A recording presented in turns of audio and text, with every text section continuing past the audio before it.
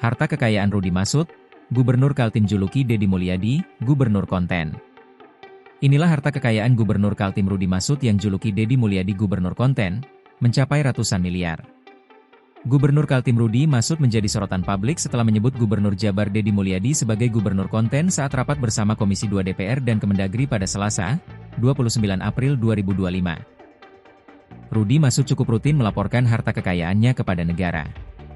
Teranyar disampaikannya pada 22 Maret 2024 untuk periodik 2023. Berdasarkan LHKPN itu, ia memiliki total harta kekayaan mencapai 320 miliar rupiah. Namun Rudi Marsud juga punya hutang sebesar 137 miliar rupiah. Sehingga harta kekayaan bersihnya adalah sebesar 183 miliar rupiah. Harta lainnya jadi penyumbang terbesar harta kekayaannya. Selain itu juga, Rudi Marsud juga memiliki 3 unit mobil, dan 5 unit aset tak bergerak.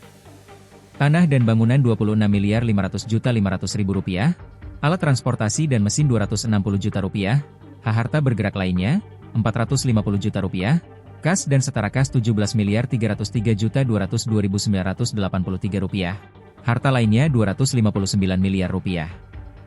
Dengan ini, subtotal hartanya berjumlah 303.513.702.983 rupiah. Namun Rudi Marsud memiliki hutang 137.694.480.000 rupiah.